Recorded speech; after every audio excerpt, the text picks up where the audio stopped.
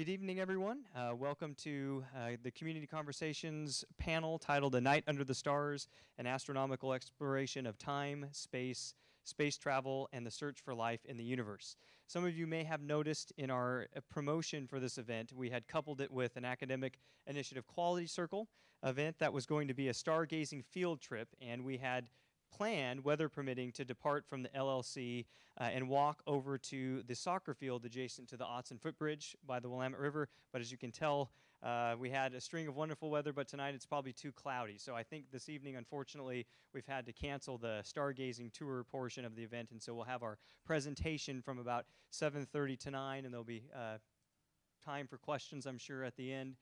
But unfortunately, we'll have to postpone the stargazing tour because of weather. You never know this time of year in the Willamette Valley what's going to happen. So just if you're wondering about that. I want to introduce our speaker this evening, and both the Hamilton Think Tank and the Academic Initiative Quality Circle are honored to host Dr. Robert Zimmerman of the Physics Department to share his unique insights and research in the field of theoretical astrophysics. And to tell you a little bit about Professor Zimmerman, I know many of you know him already from taking courses with him. Professor Zimmerman has taught physics, astronomy, and mathematics at the University of Oregon since 1966, and his research interests include gravitational wave formation, propagation, and detection. He is also the author of the book Mathematica for Physics. Some of you know him from his popular freshman seminar titled The Search for Life in the Universe. And for those of you who have not enjoyed the opportunity to take a course with Professor Zimmerman, you've likely seen an architectural expression, so to speak, of his research while walking across either the McKinsey Plaza or the quad between Chapman and Condon Halls.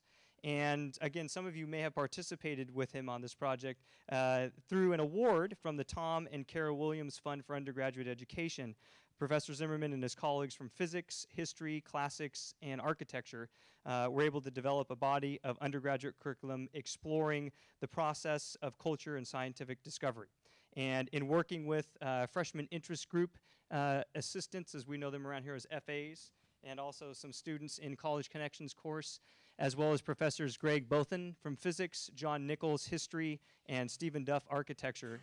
They coordinated the physical replication of the Solarium Augusti, is that pronounced correct? Which is a horologium, a device that measures time through shadows cast by an obelisk onto an adjacent grid. And this was based on a structure originally constructed by Augustus Caesar in Rome in 10 BC. In 2004, in McKinsey Plaza, which is just adjacent to McKinsey Hall, the original grid pattern was painted on the plaza there. And in 2007, many of you probably saw the half-scale replica of the solarium that was standing about 34 feet tall between Chapman and Condon Halls on the quad. The temporary structure, as you know, has since been removed, but I believe plans are still in the works for a permanent. So far? It is. It is. So stay tuned. And without further ado, I just want to mention some of our co-sponsors that have made the Community Conversation series possible. The Robert D. Clark Honors College, the Undergraduate Studies, and the Oregon Humanities Center. And I wanted to thank the students and student staff of the Hamilton Think Tank and the Academic Initiative Quality Circle for planning this evening's event. So without further ado, I'm going to turn the panel over to Professor Zimmerman. Please please join me in thanking him for coming this evening.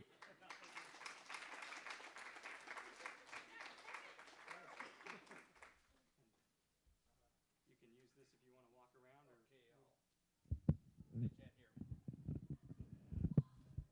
Okay, as soon as the lights go out, I'll start talking.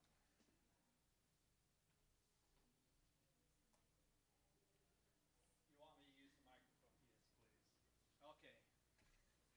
And can I walk out of this area? Yeah. You just use the wireless mic. Okay. You're okay? Okay. Okay. Doesn't sound like it's going out, is it? Okay. Okay, let me start out by just thanking you for asking me to speak tonight. And the hardest part was to figure out what you wanted to hear from me, so I am going to tell you everything. What is up there, and I'm going to end with kind of the deep mysteries of space, and that is quantum mechanics and string theory. But I'm going to first start out with something that you kind of relate to. And the way the talk is designed, I will entertain questions at any time. And each one of these slides, there is a lot in the meaning of each one of these slides. And I will continue to lecture until you ask me a question, and then I will go deep into what is interesting about each one of the slides. Okay, let me go ahead and start. And what we're going to do is we're going to do a journey back in time. And we're going to start with our local region here. We are then going to make the way out of our solar system, or out of our Earth's influence, into our solar system. And from our solar system, we will go into clusters of stars, and then we will go into our cluster of stars, the Milky Way, and then we will go into groups of these clusters, which are called local groups, and then we will go to the extreme view of the universe, and where there are clusters of clusters. And then I will tell you, that is where the mysteries start. Because do you realize, as you look into space, you are actually looking at a time machine. You are looking at a time machine, and the further objects you see, it has taken that light much longer to get to you, so you are viewing the time progression of the universe. When I look at the sun, I am not seeing the sun as it is right now. I am seeing that sun as it was 8 minutes ago. And when I look at a bright star in the sky like Vega, I am not seeing Vega as it is right now. It may not be there right now. But I'm looking at the light that has taken over several years to get to me. But now the extreme, I'm going to look at other stars that are not just years away. I am going all the way back to the beginning of the universe, which is 13.5 billion years ago, 13.7 billion years ago, and then I'm going to tell you where everything came from. And that is the Big Bang, and I know nothing of where we came from, but I will tell you the attempts that are being made to describe the actual universe. Okay, so that is the progression of the talk, and ask questions at any time. Here is that same diagram, except now it is graphed according to time. There you are right here, and there you are pacing for your final. Right there. Okay, you start here, and then you look at further and further objects. You go back in time, and most of the universe that you see is fairly close by. But with telescopes, you're going to look at objects you cannot see with your naked eye. You're going to look at the planets, and then as you go, and the galaxies, and then as you go back further and further, you're eventually going to come to a point where there weren't any stars, there weren't any planets, there was just boring space filled full of hot gas. And then there was a period here where this hot gas right here, known as the Dark Ages, because there wasn't any structure. But then as I go back even further, approaching 3.7 billion years ago, then I will see the fire that was left over from the Big Bang. And then after I go even further back in space, I will look back into that hot region that created that fire, but what I'm really after is the moment of creation. The Big Bang 13.7 billion years ago, because everybody should already be asking me questions. What started the universe? Where did it come from? Where did the matter come from? And not only that, what was time like and what was space like early in that universe? Okay, so let me go to the next one. And we're going to start close by. And when you look into the sky at night, tonight, you can't see it. But when you look into the sky, you will see two dominant objects. One will be a class of planets, and the other will be the stars. Now here is a picture of the early evening hours, where here you see all the majority of the planets all the way from Jupiter through Saturn, Mars, Venus, and Mercury that have aligned in that sky. Now, in addition to that, you will see bright stars behind it. But you know that those stars and the planets are not the same object. Geez. And I guess I should treat you the same way I treat my class. What's the difference between those stars and those planets? Yes? The planets move. They wander through the heavens. And that was really the start of science, trying to figure out why those 7 objects wander through the heavens and the other stars just rotated around the Earth. Okay, now we go out into space, and here you see there is Jupiter right there, one of the brighter stars in the sky. Well, one of the brighter planets in the sky is right here. And here is a little cluster called the Pleiades. And then there is another cluster down here. So there are those stars and there are planets. And here you see, again, that's not Jupiter, that is Venus. And that is Jupiter right below it, and then above here you see Mars. Now every time you see Venus on the horizon, somebody will call me and tell me they have seen a flying saucer.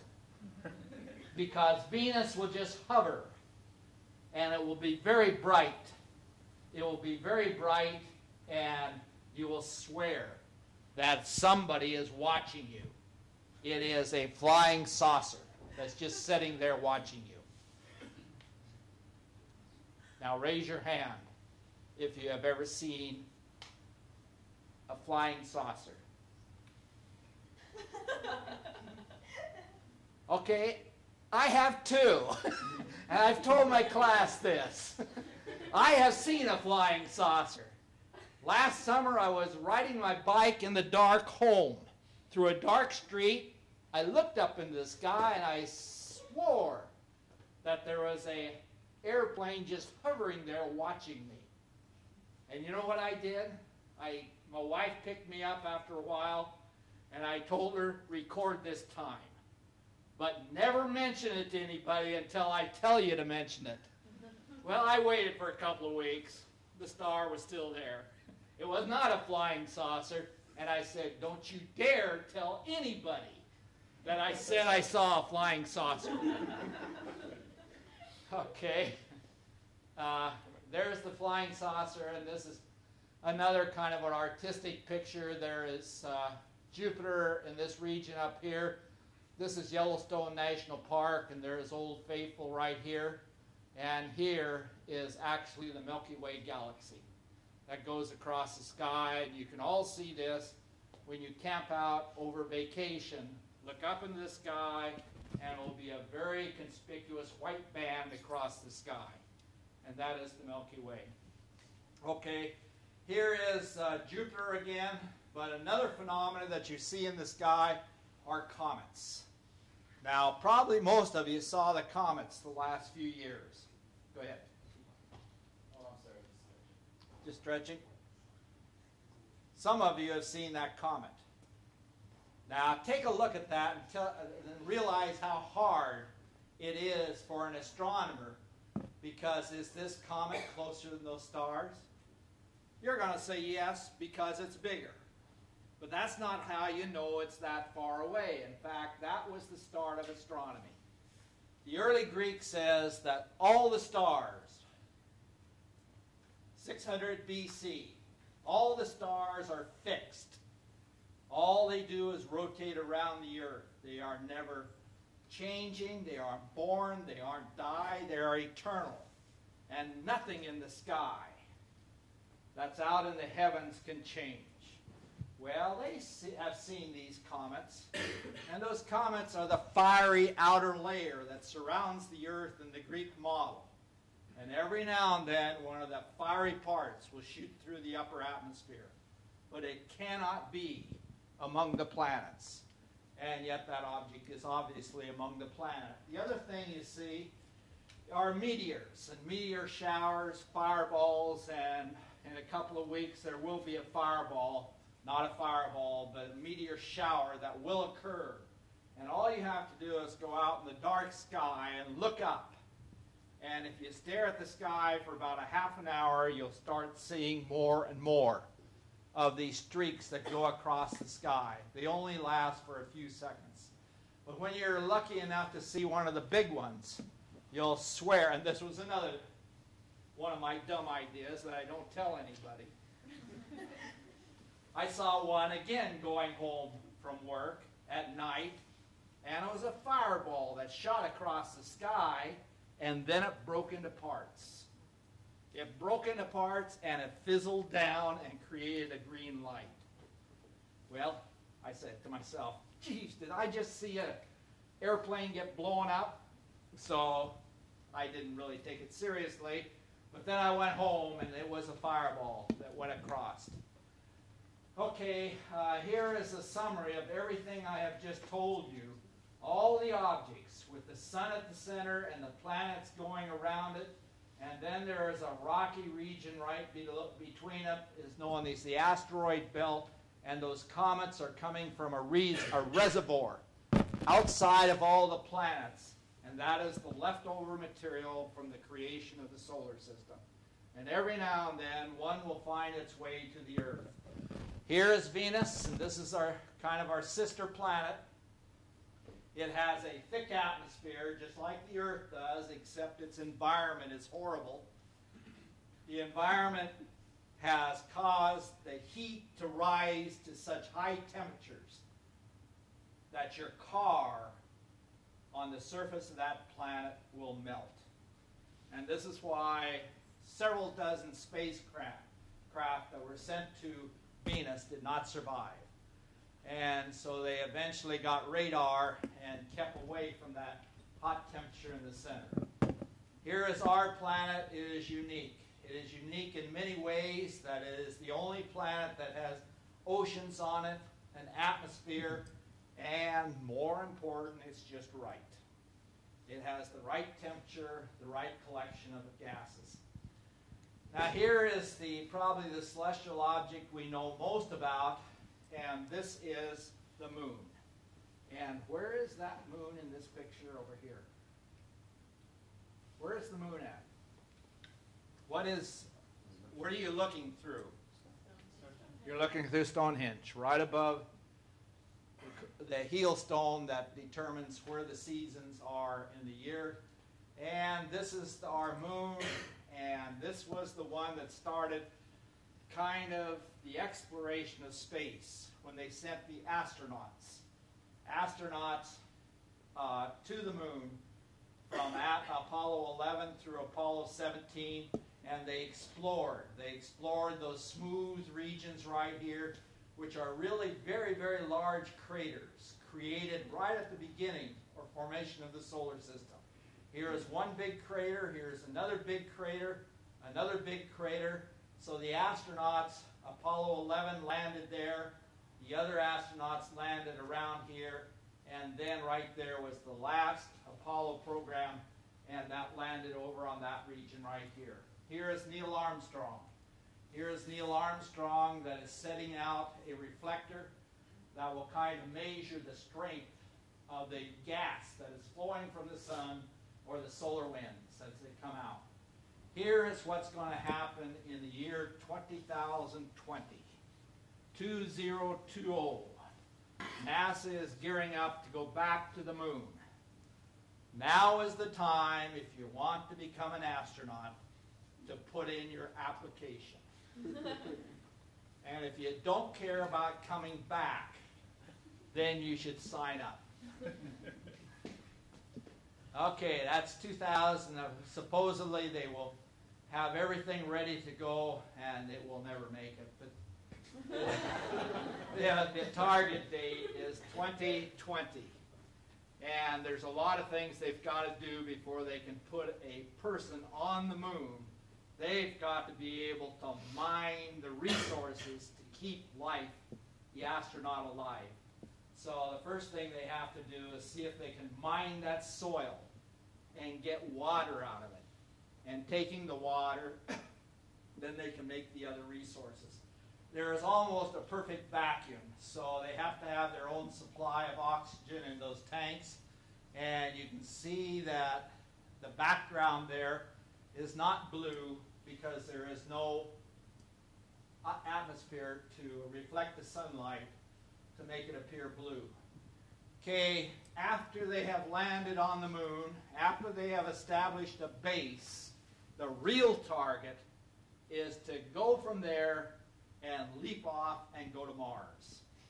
They want to go to Mars, and the present plan is to put an astronaut on Mars because that is the planet they think there may be a record of primitive forms of life that exist on that planet. Okay? Just one thing to point out. Mars kind of has polar caps, just like the Earth does, but Mars has absolutely no water.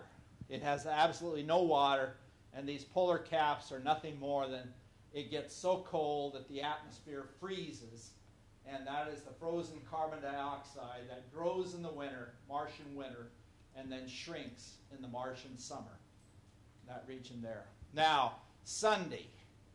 Sunday, you will see the results of the first spacecraft that is on its way to kind of lead the way to construct essentially what they want to look for. And this is the Phoenix spacecraft right there. The Phoenix spacecraft, it will essentially land this Sunday. Now, I want you to appreciate how hard it is to land. First of all, that robot, that landing craft, you don't have any control over it. And that's because to send a signal to Mars and get a reply would take approximately 20 minutes. And in that time, the spacecraft will have crashed if it's not smart enough to know what to do. And not only that, that spacecraft has to find a smooth place because that is really a biological lab. That is in Phoenix, and the Phoenix has arms that will go out and drill down through the ice. It will then chop up the ice to see if there's any constituents for life, which that might be a landing site for the future astronauts to go to. Go ahead. Is that water bottle behind it? Whereabouts? Oh, go back. Is there a water bottle? I hope not. Yeah. Because I'll never show this picture again. Where is this water bottle? Underneath the gold. Yeah. Right there. That is a water bottle? Hey, right there. That sure is. So, I guess they've already got there. Thank you for pointing that out so I won't make a fool out of myself the next time I show that. I will pick a different slide. But that's what's going to land on Sunday. Okay, now as we go beyond Mars, we'll go to the giant planets. And this is what I call the real planets. We should be more like Jupiter because Jupiter is made out of the correct kind of material. The correct kind of material means those material that was created in stars and the Big Bang, and that is essentially hydrogen and helium. We are not made out of hydrogen and helium. We're made out of rock, which is a very rare element. But Mother Nature was nice and had a mechanism to kind of collect all these living-like materials and form the so-called Earth-like planets. Okay, in this one here, you see the banded structure, and by the way, you can actually see that with binoculars. If you have a little telescope, you're better off, but even with binoculars, you can see the giant red spot, and then you can see the banded structure, which are weather zones, with the winds blowing up to 500 kilometers per hour. So very strong winds are making those bands. And in addition, when you look at it with a pair of binoculars, you'll not only see Jupiter, but you'll see 4 little moons that go around it that are known as the Galilean satellites. Okay, this is probably the prettiest of all the planets. This is Saturn with its ring system coming out. In this picture, the sun is behind. This is a real picture. Almost everything I show you is real pictures. Behind is the sun lighting up the ring system, and around here is what you're seeing is one of the moons of Jupiter, or one of the moons of Saturn is putting out geysers. And this is the streak of the water that is coming out along the orbit of that planet.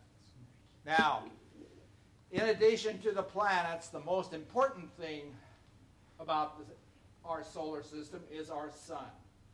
Those planets are insignificant compared with the sun. I consider them the leftover dust after sweeping your house and you sweep it under the carpet. It was kind of the leftover material that it came. There is currently a satellite that has been up between the sun and the earth that has continuously, for the last several years, monitoring the outburst of the sun, and that's called the SOHO satellite. And many of the pictures that you see, except for this one is taken from Earth. And how did I know it was taken from Earth? That's right. SOHO, you will see, is way outside the orbit of the moon up there. And this one, obviously, is taken from the Earth. And there you see there is one of the great solar storms that is occurring on the planet, on the sun at that time.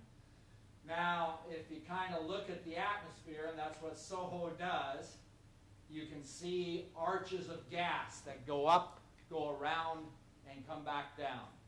And then if you isolate the kind of radiation from the very hottest gases, they are coming from the region around the sun called the crown of the sun, or the corona. That gas is millions of degrees and is being heated by the energy that is coming up from the surface of the sun. Okay, the other thing to notice from this, you'll notice that the heat in that corona is not uniform around here. You'll notice there is an absence of filaments in this region right here. There is another absence down here and over here, and those are called holes. Holes in the corona of the sun, and that is where the material escapes from the sun and goes out through the solar system. Here's a picture of that material escaping out through those coronal holes, and here is a big one. Yes? So this is the energy that's heating our planet? It's through these holes? Okay, that's a very good question. We are being heated by just the ordinary light, yellow light that comes off the sun. This is 1,000,000 degrees, and you can ask me, how come the 1,000,000 degrees don't heat me and burn the earth? Since the surface of the sun is only about 6,000 degrees, and then by the time it gets to me, it's just right. But if that had gotten to me, it would burn me. Millions of degrees, and the reason is that it's not as intense. It's not as intense as the visible light that comes out of the sun. Okay, back to the, I'm going backwards. Let's get up here. I just showed you that, and then I showed you this coronal mass ejection. Now, when one of those big explosions occur like that, it knocks out our navigating system. It knocks out the satellites around the Earth, and it knocks off the communication satellites during that storm. Now, there is the coronal mass ejection, where it just blasts off the upper atmosphere of the sun, and then that material will flow, and in a few days it will collide with the Earth. When it collides with the Earth, it will be directed down the North and the South Pole, and it will knock out electrical communications during that time, or the solar storms will cause but it also produces a beautiful phenomena which is known as the northern lights. And as the particles from the sun make their way towards the north and the south pole of the Earth, it will light up the upper atmosphere like a neon sign. And that's a picture of an aurora that is occurring essentially in Alaska. This region right here. Okay, and here's another picture of an aurora. And in this case, you're seeing it next to an active volcano. So there is an active volcano, and then they caught the aurora right above it. This is another picture of the aurora seen from a spacecraft that's orbiting around the sun. So now you're seeing the particles from the sun hit the upper atmosphere and causing the dance of the atoms, as you see around there. Okay, now the Earth isn't the only one getting bombarded by this gas. In addition, you have the other planets, especially the ones with atmospheres. This happens to be Jupiter. The winds, the coronal mass ejections will go all the way out through our solar system, and this one happens to be attracted to the very strong magnetic fields of Jupiter, and they come down and they will form these auroral rings around here on Jupiter. So if you could live on the surface of Jupiter, which it has no surface, you'd look up and you'd see the aurora. Now Jupiter is also unique that it has 4 little moons I told you about. But those 4 little moons are going around Jupiter in this strong magnetic field, and they generate electricity that goes from the moon to the planet. And what you're seeing right there is all the electricity that has been focused by Io that's right over here, joining the north and the south pole to Jupiter and making the aurora stronger here. Actually, here are the focusing of 2 further out moons at this point and this point right here. Okay, now we see essentially the same thing, and we're out to Saturn in this region right here. So we're out to Saturn, and down here you see the oval shapes around the magnetic field of Saturn. Okay, now that is our solar system. And now we are going one step further out. How far out in space have we gone? We haven't gone an insignificant amount of space. In other words, it shows that our solar system, our sun, is rather insignificant. We have only gone out through our solar system so that it takes light not 8 minutes to go across our solar system, but takes a few hours. But now I'm going out in space and back in time of literally tens to thousands of years. Now, you all know the sky, or many of you, I know every one of you know it. Every one of you know your sign. How many have that as a sign, Leo? Doesn't anybody know your sign? Okay, we got one honest person. What's your sign? Taurus. Yes, I knew. Everybody knows your sign. Yes. And the reason you know your sign is because when you got up this morning, you read the paper. Am I going to get an A on the test I'm going to take? And if it says no, you call your professor up and say, I'm sick today. Okay. Okay, so there is Leo. Now, here is one of the other constellations. Who is that? Okay, and who is it? Is anybody here Sagittarius? And that means you have a very pleasing personality and are very smart. I like to think so. Well, that confirms it right there. Okay. Now, there is a reason, other than astrology, why they constructed these constellations and made certain patterns. They originally were identified in the sky because they did have a belief that the heavens influence the earth. Now, I can tell you why the heavens influence the earth. Because you look up in the sky and it turns spring, you're going to see the same constellation over and over every year. So you're going to come to the conclusion that the seasons are governed by those constellations in the sky. Okay, is that correct? Okay. Now remember, if you want a straight answer from me, you've got to ask me. Okay, there it is right there. And now here is one of the more conspicuous constellation in the sky. And you see this right here? Can everybody see the lion that's draped over the shoulder? In other words, you've really got to have an imagination if you're going to become an astronomer. You got to be able to believe there is a lion that's draped over the shoulder, and this is Orion right here, a mighty hunter that has just killed the lion. And then right down here, there's the belt of Orion, and there's the sword of Orion. But the reason I show this picture is because almost everything that occurs in the sky, in the heavens, is illustrated in this picture. You have some objects that are being born, you have other objects that are dying, and then you have the normal stars like the sun. Now right there, come on somebody, it was in my class. Betelgeuse. That's Betelgeuse, and it's dying. And it is so big that if it was placed in our solar system, it would engulf the Earth.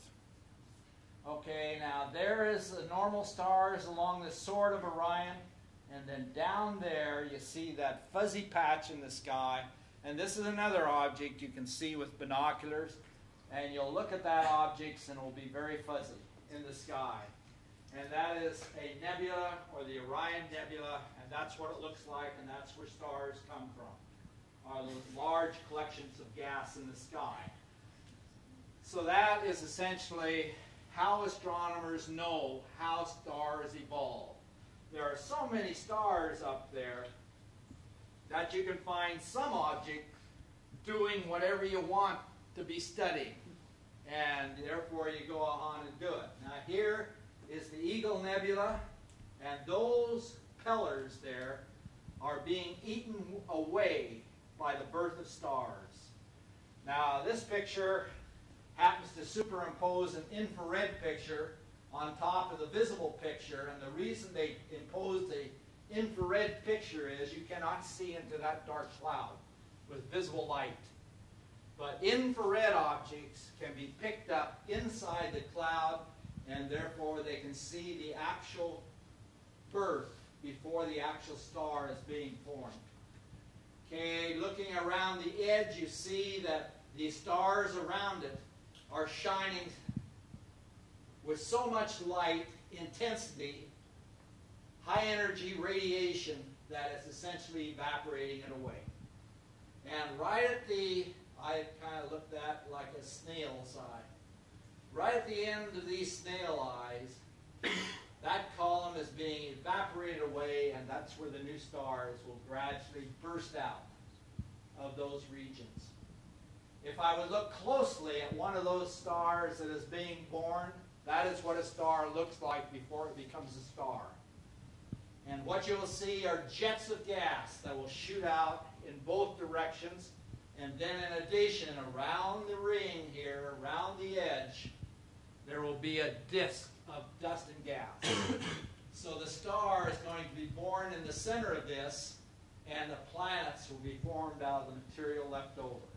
And here's an artist's conception of the star being born there, and the dust and gas starting to collect in this region right here. Eventually, it will start to form the planets, the asteroid belt. There will be Mars, there will be Jupiter, and there's continuous bombardment of the material, such as comets from the original cloud. And the last phase of the birth of the solar system is this picture right here, and this is a class of stars. Somebody needs to answer. Somebody tell me what time it is. I don't see a clock. 18 after 8. Is that correct? 8:13. 8:13. Okay. There it is right there. And it shoots jets of gas, and what that will do, the birth of a star is very violent. And in its last phase, it will shoot these jets out and clean up all the material that hadn't fallen into the planets or fallen into the sun. And eventually, the planets will form around those stars, but you'll be heavily cratered by the comets that will come down and still bombard. And eventually, it will calm down, and that's what the Earth will look like. Okay, that's the birth of a star. That is the birth of the solar system. And now, what's going to happen? Is it just going to exist forever? Or it will only exist as long as that sun has energy to burn. And in our case, 5 billion years from now, we are halfway through the life of our sun will die. And the way it's going to die is, first of all, it's going to become like Betelgeuse and get very large, engulf the Earth, and then the outer layers of the sun will lift off and leave behind the remains of that star, which will only be about the size of the Earth. Okay? Okay, here we go. Now, our sun is not... Questions? Yes. How do we know that? Yes. What techniques were used to figure out how? No, I understand your question. Okay. And the reason they know so much about the heavens, there is so many stars up there. There is always some group of stars that is going through that phase. So they look at those classes of stars and study them, and then they fit the evolutionary picture together. Okay, there it is. Now we're going to see the death of a massive star. Here's the death of a massive star, and in this case, it won't just gently lift its outer layers off. In a few seconds, it will destroy itself. And this will produce an object so bright in the sky that everybody on Earth will see it. This one happens to be recorded by the Native Americans in cave drawings. It was recorded by the Chinese. It was recorded by every nation around the Earth except Europe.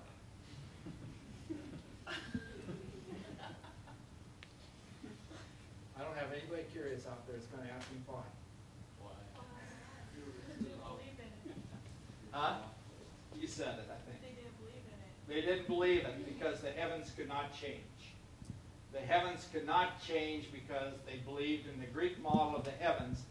So when they saw these objects, they just said, gee, something happened in our air, in our atmosphere. Okay, and there it is. And here are some other pictures of other supernova explosions that have occurred very close to the Earth a few hundred years ago. And this one was observed by Tycho Brahe, and that is the picture of it as we see it today. This one occurred very nearby us in 1987. And all these rings around it are the fact that as the explosion goes out, it goes through previous layers that were ejected by that star before the supernova occurred. Now, what's nice about a supernova, without that supernova, you would not be here, because that's where the elements are coming from. The elements are accumulated in the centers of those stars, and then the explosion puts them back into the heavens, and then it recycles to make a new star and planets with elements that you like. So that's where the elements are coming from. You are made of stardust. This is Carl Sagan, obviously.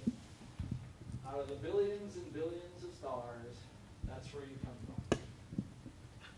Okay, but some of the objects that are left over after this explosion, after the star has blown itself apart, are the most exotic objects of all.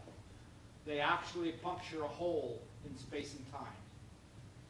And this is a picture, an artist's conception of the hole in space and time that is called a black hole. Material will spiral into that black hole, and much of it will get very hot, and they will shoot out jets of gas around Okay, you now know about the birth of the solar system, you know about the birth of stars, and now we're going to ask the big question. How about space and time itself, the birth of space and time? And here we're going to, first of all, we're going to see what our galaxy looks like. There is the Milky Way, which is essentially the disk of our galaxy, and here is that picture that's spread across. In this region right there, that is the center of our galaxy right there. Down here happens to be another little galaxy called the Magellanic Clouds. Okay, there is a closer up picture, so we're zooming in on it. And there is the center of our galaxy. It's actually given a name, Sagittarius, because you have to look towards the constellation Sagittarius to see it. Now, with better telescopes, you can identify the exact position at the center of our galaxy, and it's right there. And right at that position right there, we have a supermassive black hole in that region right there. And here is what our galaxy looks like. If I take all those pictures and try to see what our galaxy would look like if I was outside the galaxy. In our case, our sun would just be one out of 1 trillion stars, and we'd be located right there on the edge of that spiral arm. Now, there was a great debate at the turn of the century and the 1920s, because when you look up at the sky, all you see are stars. Well, you have no way of knowing if we are alone in the universe, and ours is the only galaxy. So that was debated quite extensively, and this was the clue. Right there, it looks like an ordinary patch of gas. But they observed that patch of gas and found out that it was like our galaxy. And then we realized we were not at the center of the universe, but it goes on forever and ever. That's known as our sister galaxy. That's called the Andromeda Galaxy. And now I am looking back in space 2 million years. But what's going to happen 6 billion years from now? There is the Andromeda Galaxy right here. Well, it turns out it's on a collision course with our galaxy. And in 6 billion years, we're going to collide. But you don't have to worry, because our Earth won't be around then, neither will our sun. But that's what it's going to look like for the survivors. And the whole sky will light up as the two galaxies come together. And eventually they'll merge together, and their black holes will eventually merge together also. Okay, I want to leave time. You're not asking enough questions, so I'm going to skip some of these objects like these right here, because I want to get to where the universe came from. There's a question over here. Okay. That's the one I want. Yes? Okay. I have a hard time picturing the universe, and I've read that it's expanding, but I can't understand where an end to it would be, because I know there's an end to our galaxies. I'm just wondering if there is ever an end to the universe as a whole. Yes.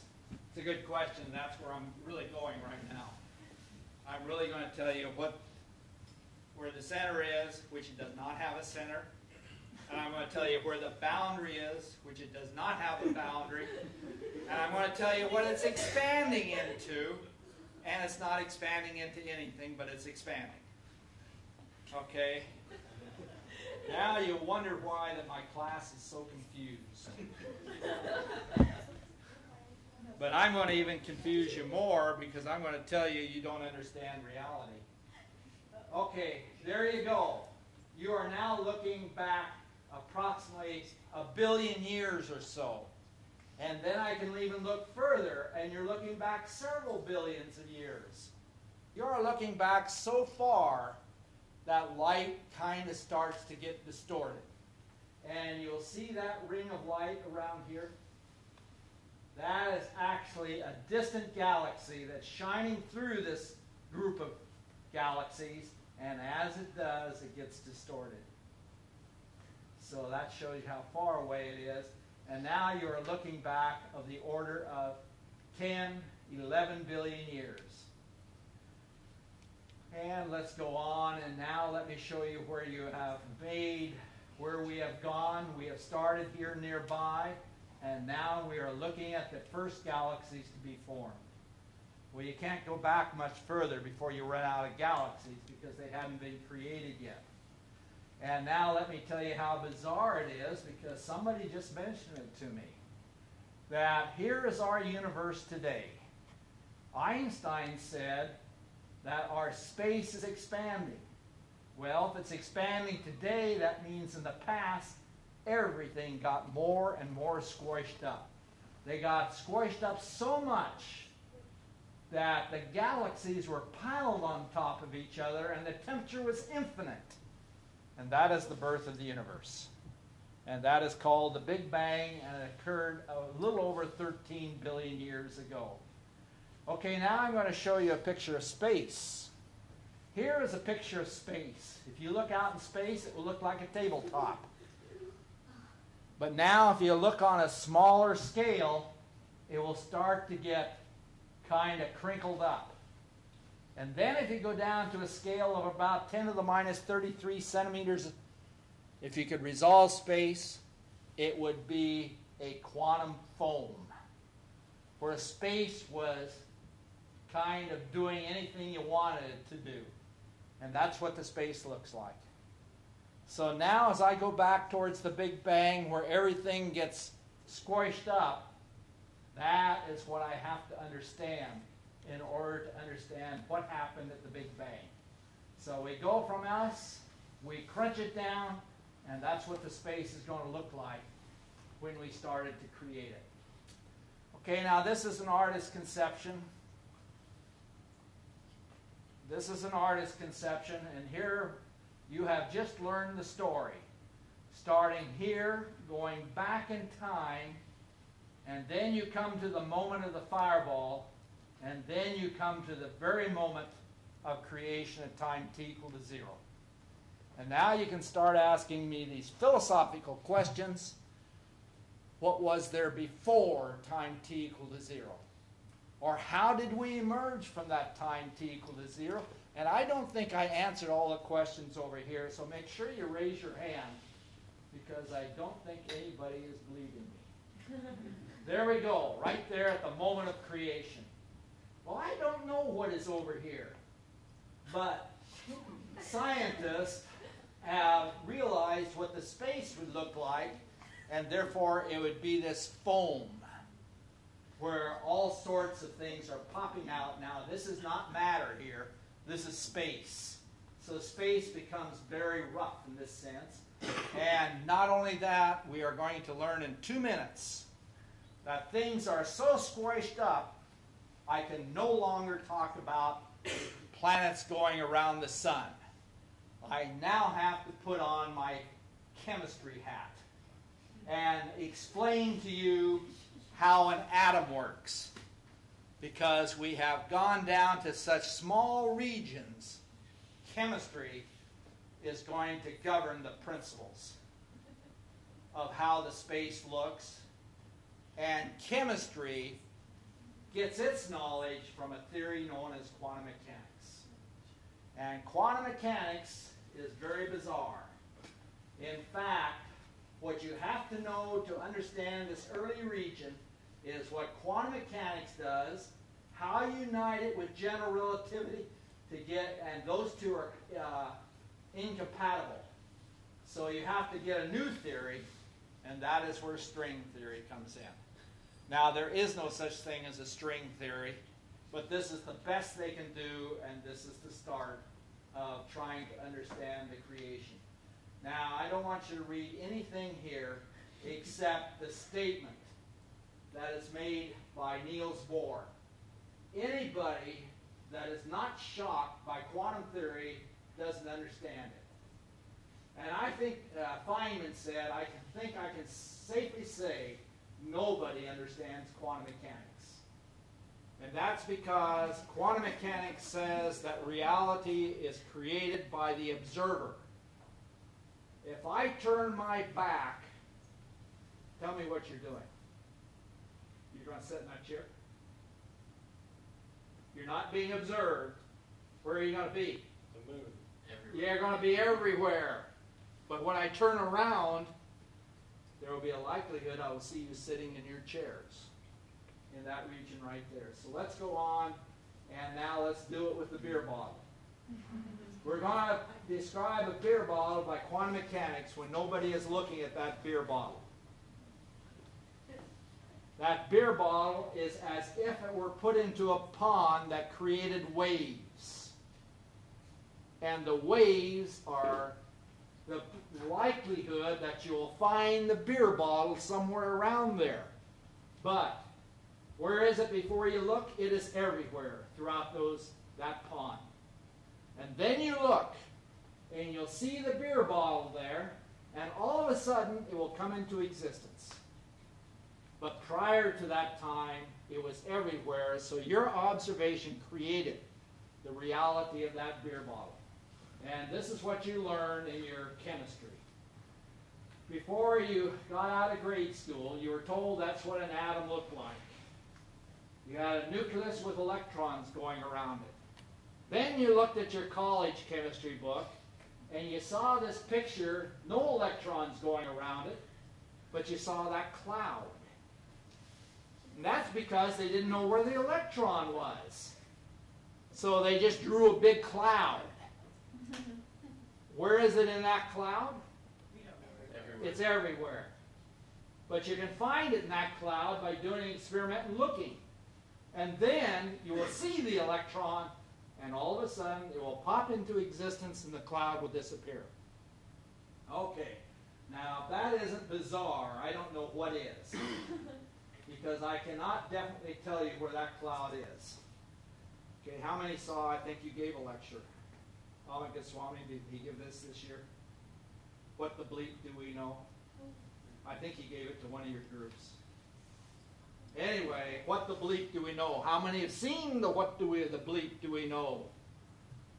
Okay, this is a picture, it's taken from that. There is a basketball all around here. She is looking away from the basketball. So where is the basketball at? It's everywhere, with a certain probability that will be found. So now she's going to turn around. She is now going to turn around, and lo and behold, all these other basketballs have disappeared, but there is the basketball. What about competing realities? Say it again. The kid holding the basketball, what about his reality? Do they... Well, we don't talk about him. In other words, you're going to get many contradictions before you're done here, and I agree, because I'm going to kill a cat. And then you're going to ask, what if you kill me? What do I see? You're not going to kill me, so I'm not going to get in the box. Okay, there it is. So that observation created that basketball with a certain probability that existed at that point. Okay, now, there is the moon. Right there. I put it into my quantum pond. Is the moon there? No, it's everywhere. And then you all of a sudden get up and you look into the sky, and all of a sudden you see the moon right there with a certain probability. And you have created the reality. So now somebody tell me, who is creating reality here? You are. Whoever's doing the observing creates reality. Before that, reality just doesn't make sense.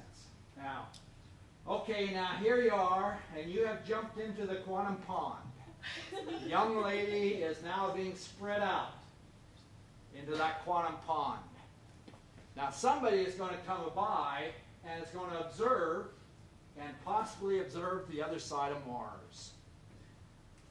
And lo and behold, it may be that she will be found on the other side of Mars, but look at the probability. The probability is 10 to the 10 to the power 31, is it? That's a big number. So I don't care how many times you look, you'll probably never see your friend on the other side of Mars. Okay, now, nobody has seen their car go into their living room. But can the car get into the living room? Absolutely. Because if you don't look at the car, it is everywhere. And there, sometime you'll be sitting in the living room looking at the paper, and your car will appear. Okay, this is teleportation right here. How come? Did it already do it? It's not behaving. There.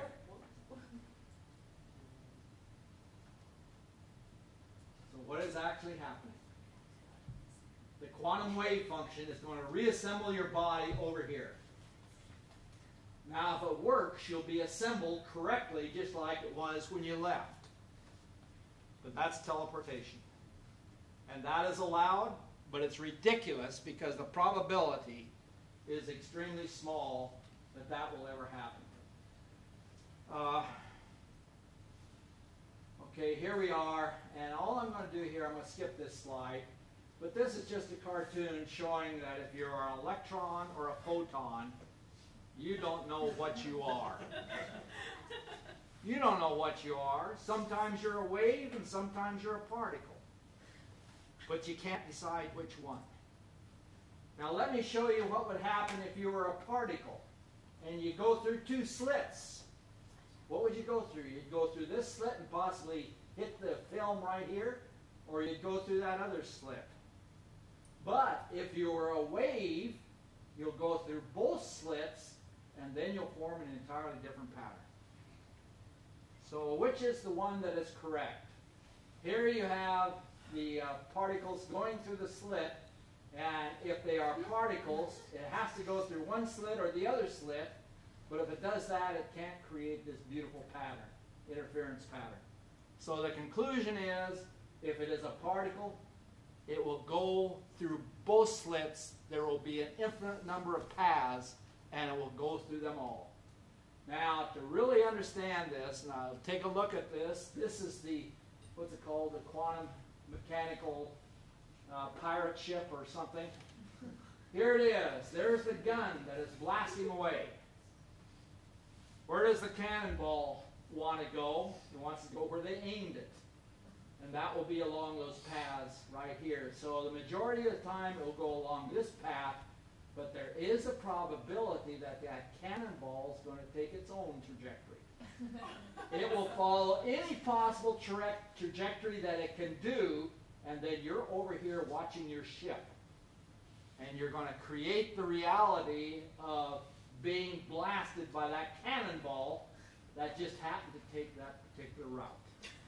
So it'll go along all possible paths. Now, I've got to get through this one because now I'm going to kill the cat. Now, I want to know how many people have ever heard about Schrodinger's cat. Well, in one sense it's good, because if you kill a cat, it's not going to be dead. It's going to be both alive and dead. So you can't kill a cat by feeding it poison. Okay, here we go. We're going to put a cat in a box. We're going to put a cat in a box, and we're going to put cyanide in that bottle. Then we're going to make a radioactive trigger. 50% of the time, they're going to break the bottle and kill the cat. The other 50% of the time, the bottle won't break and the cat will be alive. So somebody over here tell me, is the cat going to be dead or alive? You don't know. Okay, let's see what actually happens. There is the cat. It is both dead and alive. Just like the ball can go on all trajectories, the electron will exist in a cloud, so all possibilities will happen. So the cat will be both dead and alive. Now, what's going to happen when Schrodinger looks into the box? It's going to choose one of the probabilities, and Schrodinger, if the cat is dead, is the reason the cat died. Before it looks in the box, the cat is both in limbo, both alive and dead. Now is the question, why don't I get in the box and see if this is really true? And obviously, I'm not going to get in the box with cyanide. So here it is, and that's the cat. And you don't know until you look in the box whether the cat is alive or dead. So the actual thing is Schrödinger actually killed the cat. And this is Alice in Wonderland, and there is just our cat up here making fun of Alice in Wonderland. You don't know what I'm doing in this box. You don't even know if I'm there. And that's true until you look in the box. Now, this analogy is what is used to describe the early period of the Big Bang, where just like there are alive and dead cats, there are an infinite number of universes popping into and out of existence at all times. Now,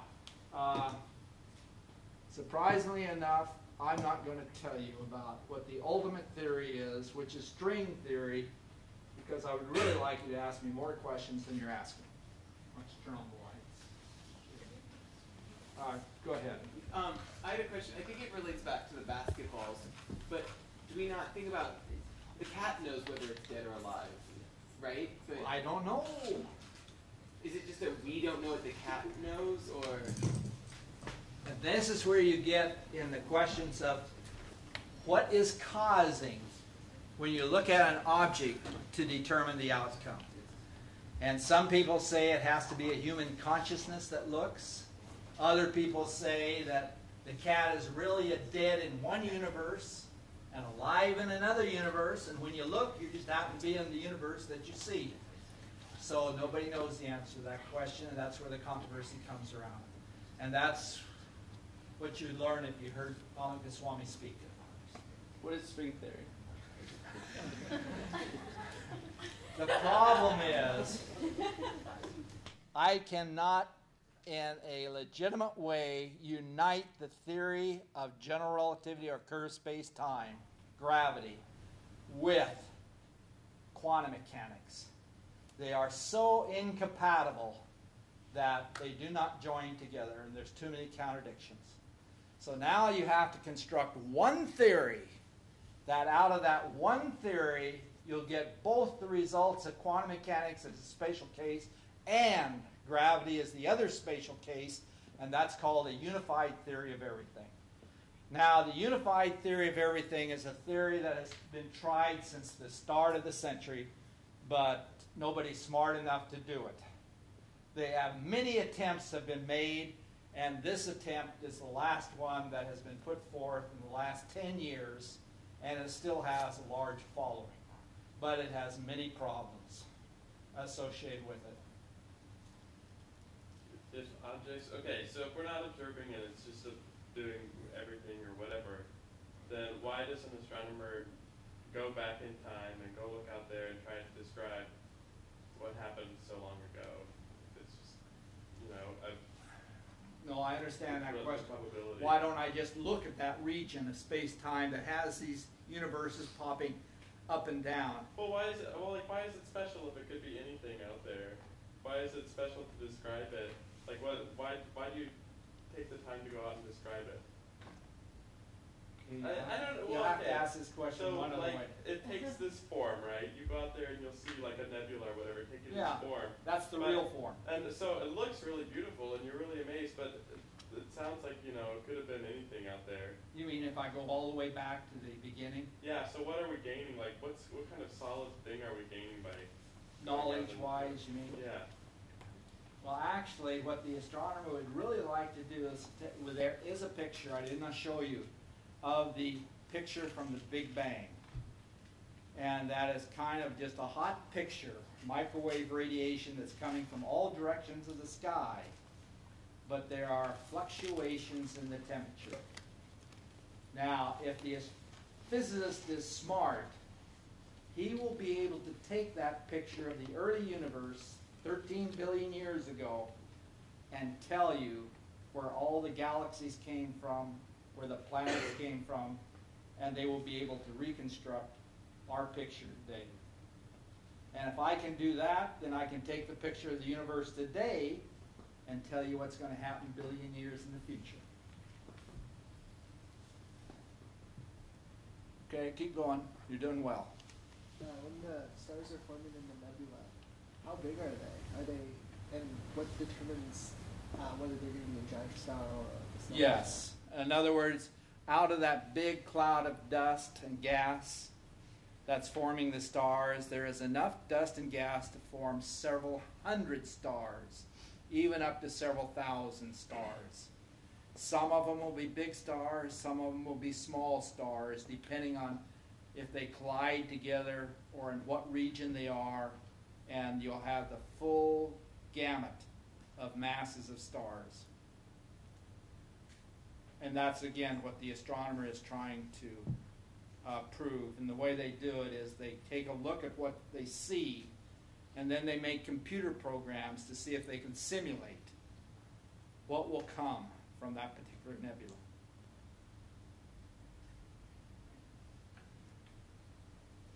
I'm still a little confused about the whole quantum mechanics. So if I turn around, you're everywhere at once, right? If I turn around and you take a drink of water and I turn back to look at you, did that still happen in my Yes. And assuming nobody else in the room is looking at me. But then you get into a paradox if somebody does cheat and looks.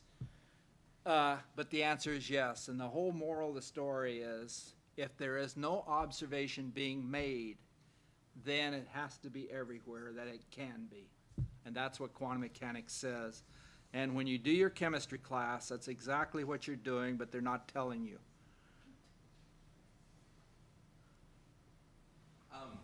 Theoretically, what's on the other end of a black hole? What's on the other side? Yes, that's the part I skipped over. If you have a black hole, where does that black hole? It just sucks in more and more matter. And it will suck it into a point of no size. So that means I'm going to stick our whole sun into a pinpoint. Now, how can I possibly do that? Well, presumably Einstein told us that after you get down to that small dimension, it will create a wormhole that will take you out of our universe into another universe or another place in our galaxy. So it will go through the wormhole and possibly you'll come out somewhere else. So it'll create a wormhole. Yes? How could you possibly come up with that theory without, like, putting something into a black hole? That's right. And not only that, I can't put anything into a black hole. I can volunteer to jump into that black hole. And if I do it, I will look at my watch and it will suck me in within a matter of seconds if I get close enough to it. But now the problem is I will try to tell you what I saw. And I can't, even if I survive the trip. And that's because information cannot get back out. And that's why it's called a black hole. So now you're going to ask the question, how am I ever going to learn what's inside the black hole? And that's the whole field of physics, is they try to construct these laws, they experimentally verify these laws, and then they believe in the predictions. For example, everybody here does not question that I can tell you if you drop a ball how long it will take to hit the ground. In fact, most all of you can do that calculation. But did you ever ask, do you believe it? The answer is yes, because it always works out and gives you the right answer. And that's because the theory of gravity is one that's well accepted and well proved and documented. The same way with the black hole, except now you're at a higher plane up there with Nobel laureates like Einstein and Hawking. That's why Hawking is famous, by the way. Any other questions? How long do black holes last? I want to know why you're asking the question, then I'll answer it accordingly. Do you just want, I mean, it's just a question you had. Well, it's part of the process of the death of a sun or a star, right? It is, So, but did you ever hear of Hawking radiation? No, good. Then I will tell you. I will tell you. The ordinary Einstein's theory says once you create that black hole, it will last forever. Now, Stephen Hawking is famous because he is smart enough to know that if I could make a consistent theory with quantum mechanics, what that black hole will do. And he has come up with a theory that all scientists believe, yet we don't have the theory, but he is smart, so everybody accepts it. And that's what physicists do. They challenge somebody, they write their own theory, but nobody has done any better than Stephen Hawking. And Stephen Hawking says that ultimately, when we get that theory that unites general relativity with quantum mechanics, then that black hole will evaporate. So you'll actually see it disintegrate. Now, how long will that occur? That will take, for an average star, more time than the age of the universe will ever be. But if you get down to small black holes, they will burst in a matter of seconds because of quantum mechanics, and it's called black hole evaporation. Yes?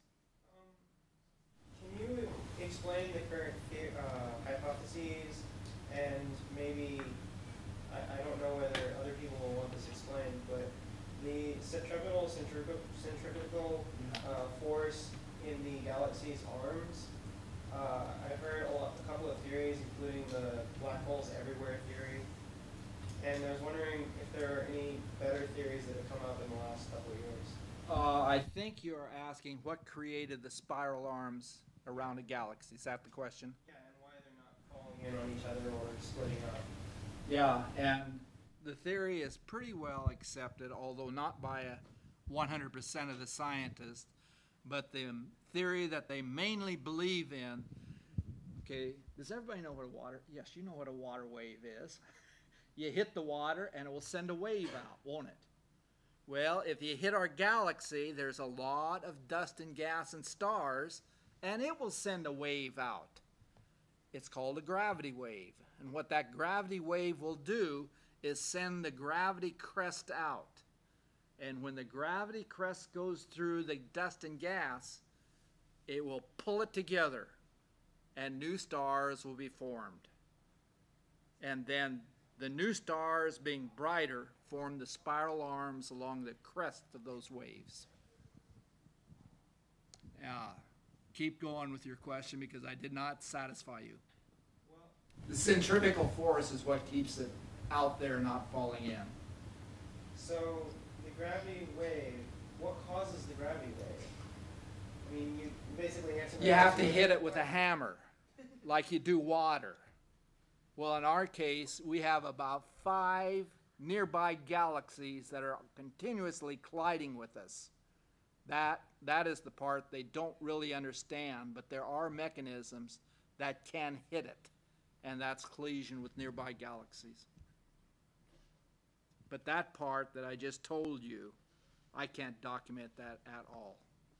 But I know, just like you, there has to be something that starts it.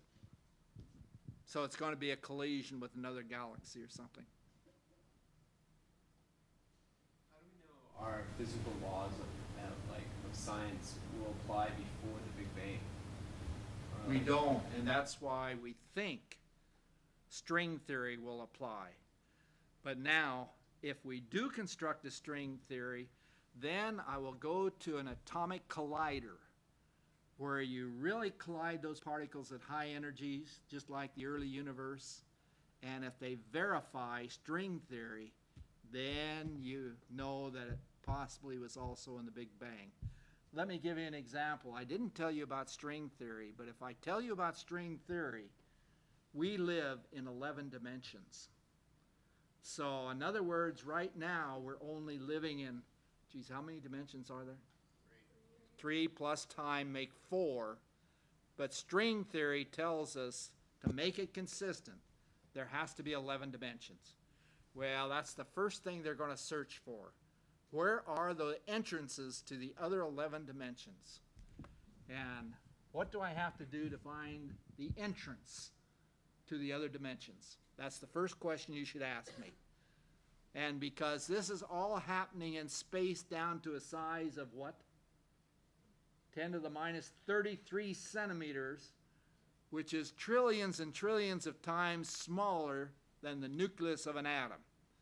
So they really have to gear up these accelerators that will be energetic enough to hit these targets and penetrate to that small dimensions. And then if they see that the scattered remains don't come back out, it means they went into the other universe. Those kind of experiments will be done. How expensive are those experiments to do? Where do I get the money? Yeah, how do you I've been paying for the billions and billions of dollars. Not nearly as expensive as the military. Yeah, thank you. I can't say that. But you can. Yes, they are expensive. But now I'm going to defend it because the reason you have penicillin today is not because of the biologist. The reason you have penicillin today is Sir Isaac Newton started it all with his gravity, and then Maxwell came along with how atoms behave, electromagnetic theory. What I'm saying, before you can do something useful, you have to have that basic theory. And that's why the criticism of these colliders, you cannot get them funded very easy through Congress because they want to know what's going to come out the other end. And this research is being done for the next generation to build off those laws. It's expensive, I agree. And only the rich nations can afford it. How do they explain the wormhole theory with black holes when we've never seen matter appear? That's right. And that was the first thing they looked for when they got good enough to see if there was a possible outlet for these things.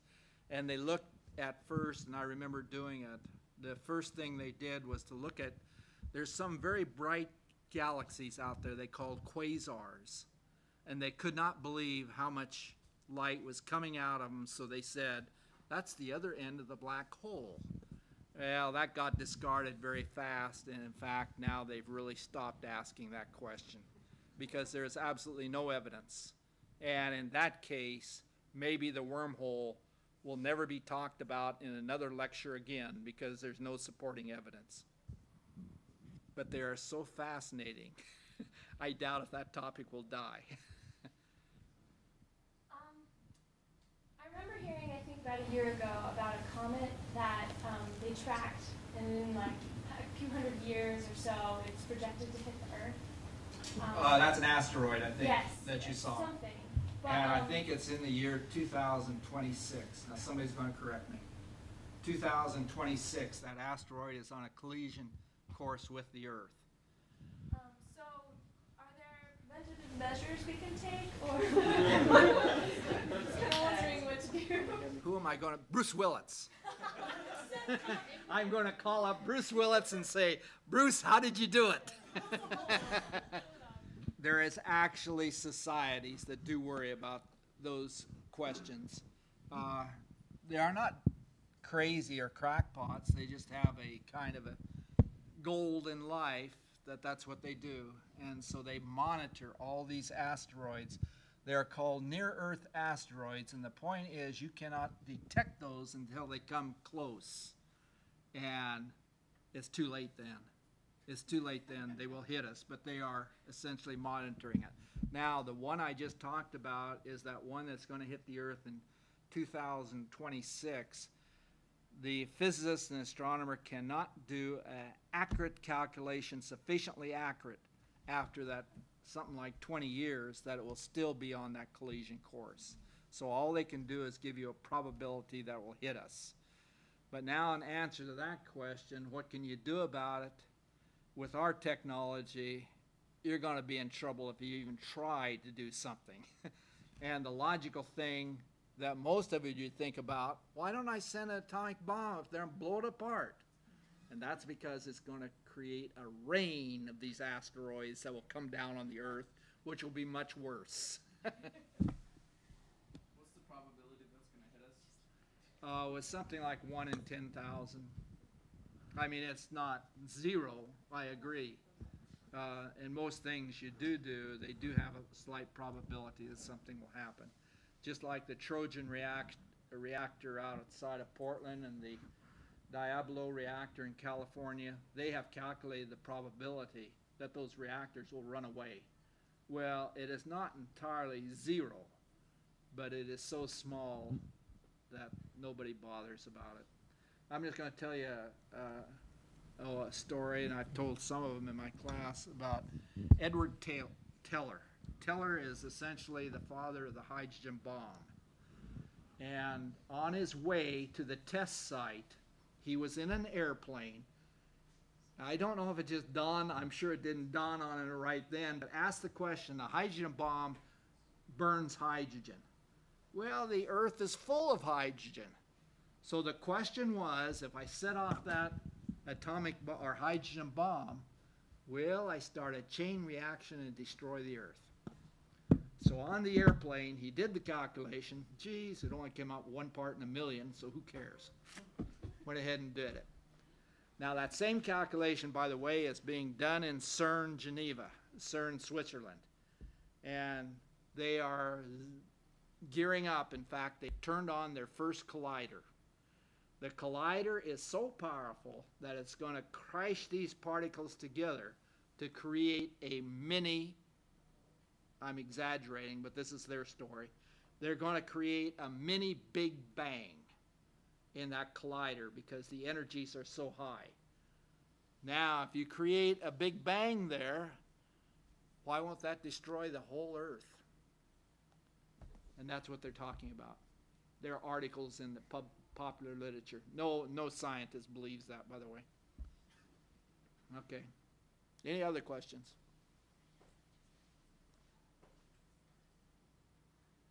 Question. Yes. How far in the future do you think we will start to see space civilizations? There's many things that were going to stop that, and that was the second half of my lecture, was going out and colonizing the universe. But others should have colonized it by now, and they should be here. And that's one of the big paradoxes. You have never sat next to an alien, have you? You should. One.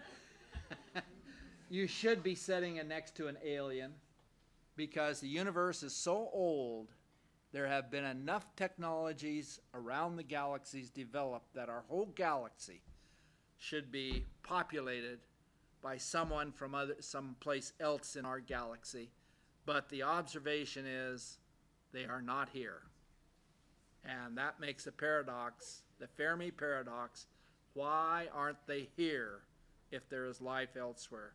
So the moral of the story is it may be very hard to leave the Earth. But I'm going to answer that question you asked me. The question was, how long will it be before we colonize space? And if you think about it, we have started.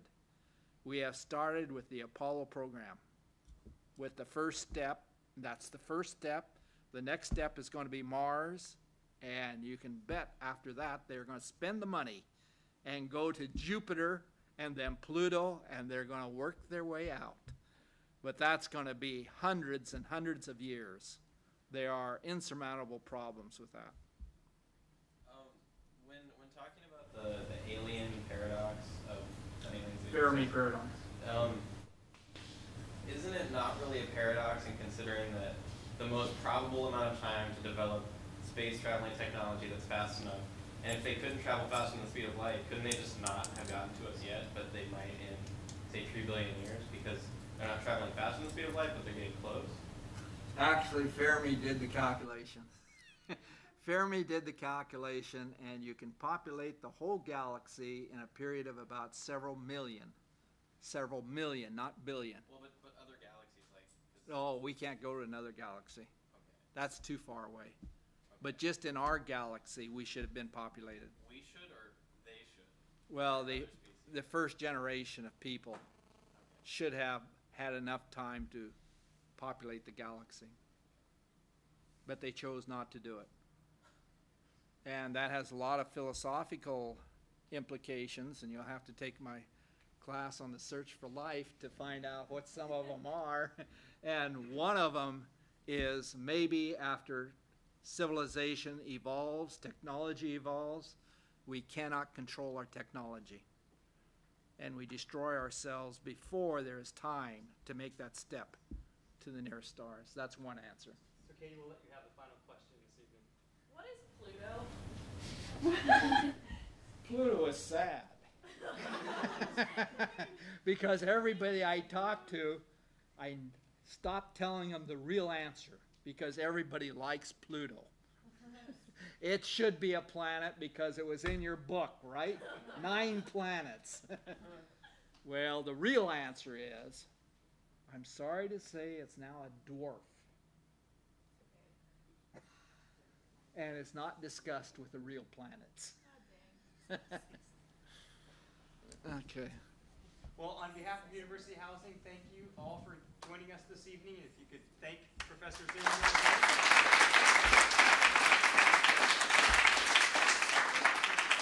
You're welcome to enjoy some refreshments, and if you want to continue asking some philosophical or astronomical questions, please come forward and meet. Okay.